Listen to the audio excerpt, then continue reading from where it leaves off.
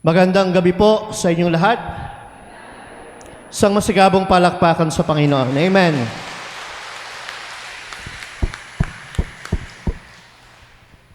San Juan de Dios Hospital.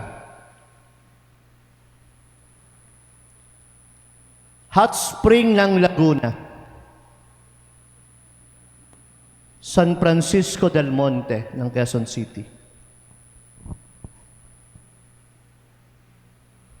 Alam niyo ba kung ano yung mga tinutukoy ko? Sino nakakaalam? Ang San Juan de Dios Hospital, ang pinakamatandang ospital sa buong Pilipinas. Amen. Ano ang kaugnayan ng tatlong binanggit ko? Lahat po ng ito may kaugnayan sa ipinagdiriwang natin ngayon, si San Pedro Bautista. Si San Pedro Bautista ay na-assign sa Pilipinas ng 10 taon. Siya isang Kastila. 10 taon siya na na-assign dito sa Pilipinas at isa siya sa mga nagpatayo ng San Juan de Dios Hospital. Isa siya sa mga nagtatag ng maraming bayan at isa na rito yung San Francisco del Monte. At siya ang nakatuklas ng hot spring ng Laguna.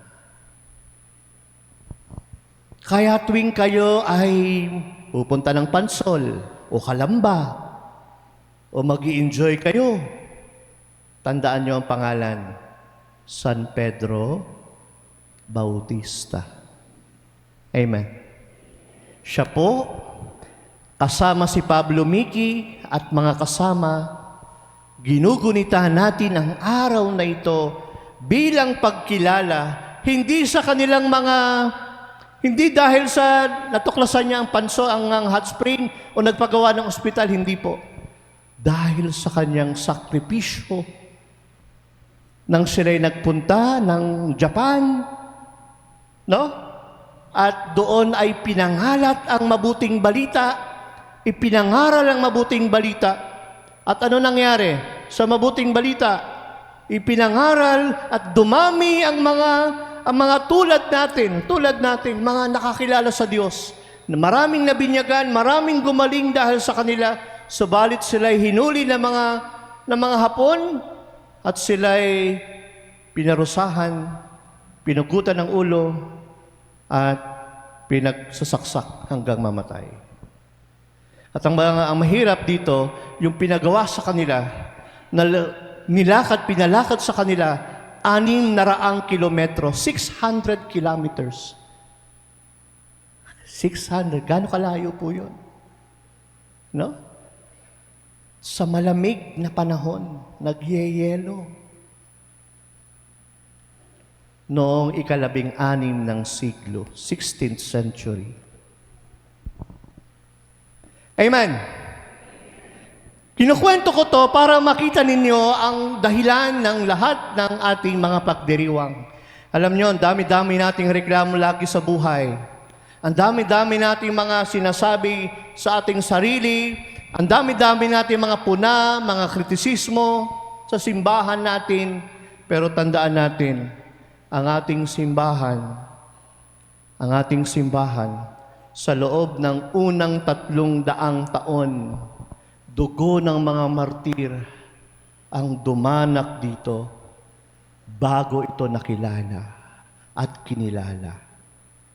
Kaya malalim ang pundasyon ng ating simbahan na 2,000 taon na at hanggang nagpapatuloy ito, hindi lang ilang siglo, hindi lang ilang siglo, hanggang ngayon, marami pa rin Kristiyanong nagsasakripisyo na ialay ang buhay para sa pananampalataya. Ialay ang buhay para sa pananampalataya. Hindi lang sila nagpupuri sa Diyos. Hindi lang sila umaawit at sumasayaw sa Panginoon. Ano ang ginagawa nila?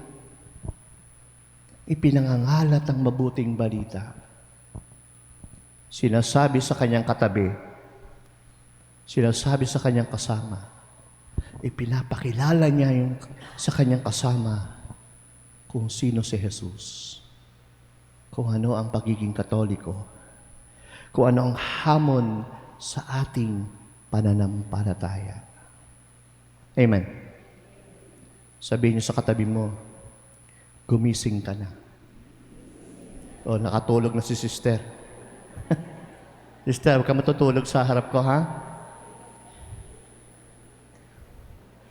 Gising, mga Katoliko.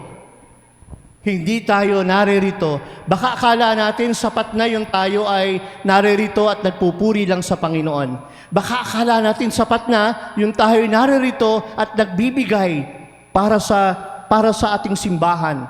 Hindi sapat yung tayo nagpapagawa ng magagandang simbahan lang. Ang hamon sa atin, tayong maging tanda ng kontradiksyon ng lipunang ating ginagalawan. We should be the sign of contradiction. Hindi tayo umaayon. Hindi tayo yung umaayon sa sinasabit ginagawa nung nakikita natin sa lipunan. Hindi maaaring tatanggapin na lang natin yung mga lahat ng nangyayari sa ating gobyerno.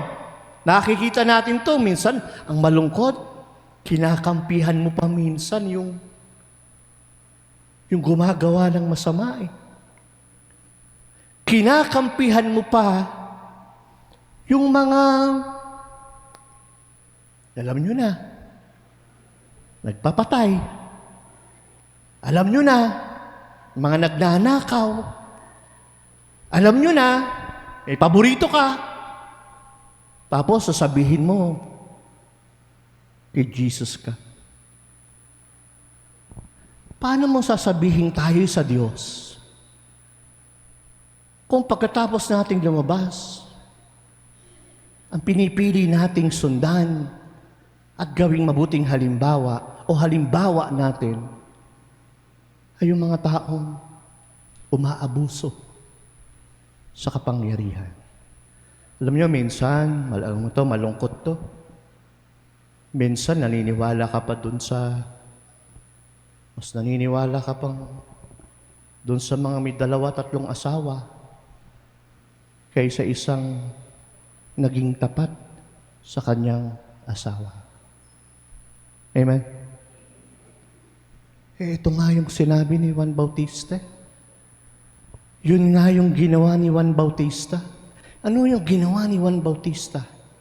Hindi siya nakalimot magpaalala. Mali yan. Bakit ka nakikiapid? Nasa katungkulan ka pa naman. May tungkulin ka, pangunahan kami, pero tama ba na kinakasama mo yung asawa ng kapatid mo?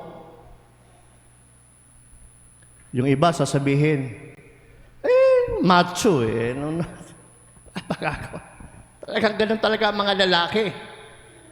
Anong magagawa? Ganun po talaga. Nako, ganun tayo, no? Aminin natin. Aminin natin. Nakakalungkot mang tanggapin at isipin, pero minsan, wala tayo sa hulog pagdating sa pagsasabuhay ng ating pananampalataya. Yung may tinitindigan ako, kahit sa kabila ng hirap. Maraming mga banal, maraming mga santo, si San Pedro Bautista, si San Pablo Miki at mga kasama. May pagkakataon kayo, hindi ko kayo pahihirapan. Hindi kayo pahihirapan, hindi namin kayo papatayin. Itiwalag nyo lang ang inyong pananampalataya.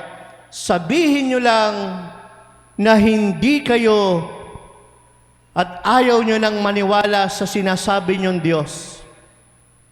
Napakasimple, no? Tatanggihan mo lang yung itinuturo mo. Mabubuhay ka. Hindi ka pahihirapan. Pauuwin na namin kayo. At hahaba pa ang buhay ninyo. Pero hindi, They choose to stand for the truth. Tulad ni Juan Bautista. Kaya nga ako nakapula. Ano niyo ba kung bakit ako nakapula? Bakit po ako nakapula? Valentine's ba? Ha?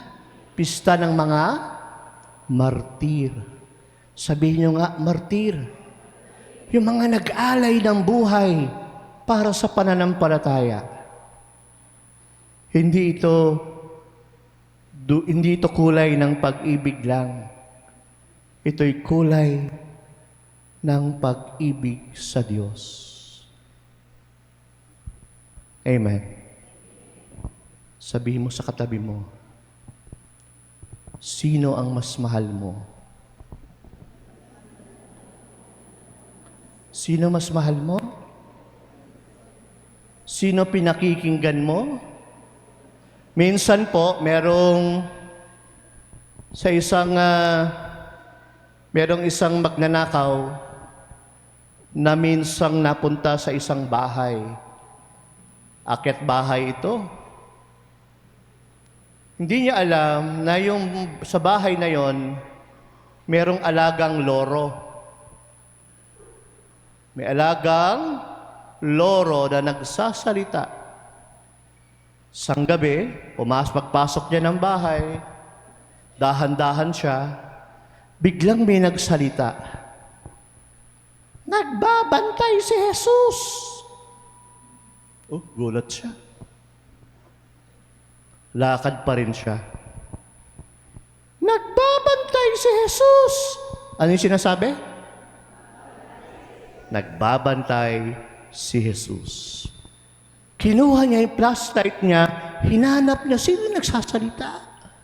Nakita niya sa sulok, may loro. Loro yung nakita niya, tawa siya. Sabi, "Las ka naman, loro lang pala eh." Tapos, sa katuwaan niya, tinanong niya yung loro, "Anong pangalan mo?" Sabi nung loro, "Ang pangalan ko, Judas Iscariote." Ano pangalan? Galing niyo talaga makinig, no? Magkapangalan, no? Judas Iscariote. Oh, pambihira. Sabi ng magnanakaw, pambihira naman yung amo mo. Sa dinami-dami ng pangalan. Sira ulo naman. Bakit yan ang binigay na pangalan sa'yo? Sino ba yung amo mo? Sino pa? Sabi nung loro, sino pa? Di yung nagbigay ng pangalan sa asong katabi mo, si Jesus. Pagtingin niya, katabi niya, Doberman. Ang pangalan, si Jesus. Ang sabi ng loro, "Kainin mo na, Jesus." Ayun na ang kwento. Natapos na. Ang nagbabantay na si Jesus ay yung alagang Doberman na ang pangalan ay Jesus. Kwento lang siya, pero magandang paalala. Ano ho yun? Nagbabantay si Jesus. Amen. Binabantayan niya ang bawat galaw mo. Binabantayan niya ang bawat kilos mo. Binabantayan niya ang lahat ng ginagawa natin. Kung gumagawa ka ng mabuti, mainam. Pero kung gumagawa ka rin ng hindi mabuti, nakikita at nalalaman pa rin niya ni Jesus. At alam din niya kung sino tayo, ano tayo, at sino ang tinitindigan natin sa araw-araw. Amen. Amen. Tanong, sino tinitindigan mo? Kaya mo bang tindigan? Kaya mo bang tumindig para sa katotohanan? Kaya mo bang ipaglaban ang katotohanan? Kaya mo bang sabihin sa kasama mo, sa kapitbahay mo, sa mga leader mo, kay father, kay governor, kay presidente, kung senador, kaya nyo bang isigaw? Kaya nyo bang sabihin, mali ang ginagawa ninyo? Hindi ho tama yung inyong ginagawa.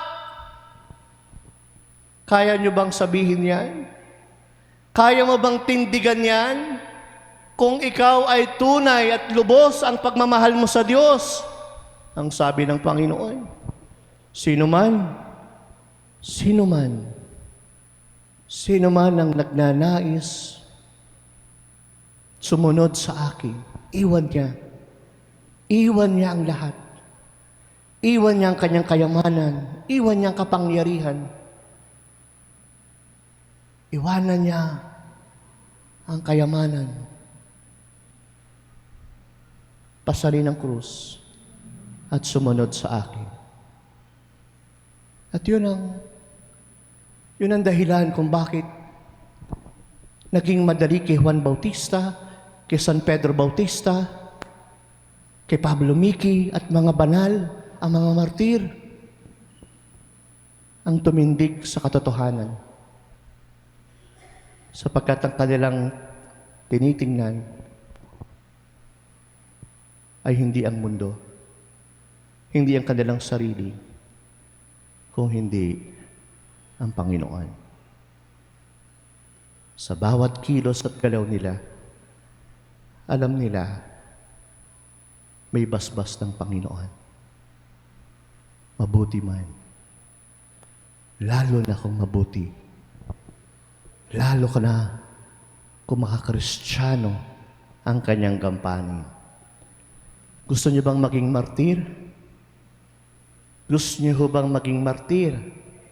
Diyos ko, parang ayaw niyo ha. Parang ayaw niyo na. Parang hirap na tayo, no? Aminin natin, mahirap. Amen.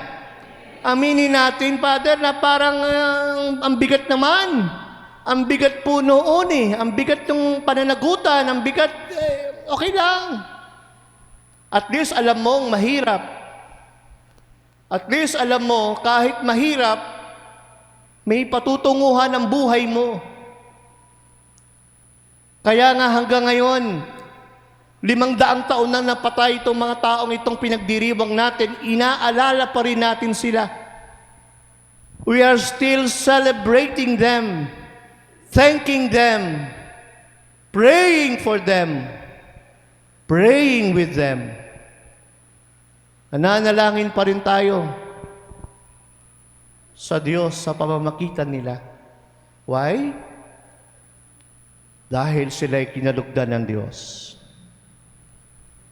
They were blessed and they're a blessing for the church at para sa atin. Amen. Mahirap, pero hindi kailanman imposible ang pagsunod sa kalooban ng Diyos, sa tinuturo ng Panginoon, lalo na kung ika'y tinuturing mong sarili mong minahal ng Diyos. Kawang minahal ng Diyos. Amen. Sundalo tayo ni Kristo at handa tayong ipaglaban ang pananampalataya, lumaban para sa pananampalataya, at gawin mo ito unang-una sa iyong pamilya. Amen? Alam niyo, minsan, mga simpleng bagay sa loob ng tahanan, sa loob ng pamilya. Ilang araw na po ako nagpapakumpisal sa mga bata dahil magpa-first communion yung mga bata bukas at sa linggo. Alam niyo ang laging sinasabi ng mga bata kapag hindi sila nagsisimba, pag nangungumpisal sila, Father, hindi po kami nagsisimba kasi Father, hindi kami, ayaw kaming samahan ng nanay namin o tatay namin. Wala daw kaming kasama. Yun ang dilema lagi ng mga bata. Kaya hindi sila nakakapagsimba. Wala silang magulang na gusto silang samahan. Walang magulang na nakagabay sa kanila. At hindi lang itong mga batang ito. Palagay ko, marami sa atin, yung mga apo natin, mga anak natin. Yan na rin ang dilema. Yan na rin ang dilema sa atin. Nandun tayo sa simbahan, pero iniiwan natin sila. At kung binabalikan naman natin sila, hindi naman natin sila tinuturuan, pinapaalalahanan, nagagabayan. Simpleng bagay. Hindi lang yung ating halimbawa, kung hindi yung ating tungkulin na magpaalala, na maging gabay. Tungkulin natin silang unang tumanggap ng ating tinanggap. Kung minahal tayo ng Diyos, dapat nararamdaman nila na mahal din sila ng Diyos sa pamamagitan natin. Amen? Kaya po ito ang hamon sa atin. Iwanan muna natin yung papakamatay ka para sa pananampalataya. Iwanan muna natin yung pagiging martir. Pero yung mga simpleng bagay na tulad nito na magagawa mo pag uwi mo ng bahay, gawin natin. Huwag nating kakaligtaan. Start with your own families. Sa sarili niyong pamilya, sa sarili niyong bakuran, sa sarili niyong buhay, sa inyong trabaho, sa inyong gampanin, sa inyong mga pang-araw-araw na misyon. Make it your mission na makita sa ating buhay ang pagiging mabuting at banal. Sa gitna ng maraming pagsubok at maraming kaganapan, hindi lahat ay katulad ng mga taong nagnanakaw. May mga taong nananatiling tapat. Hindi lahat ay may sama ng loob. May mga taong marunong magpatawad.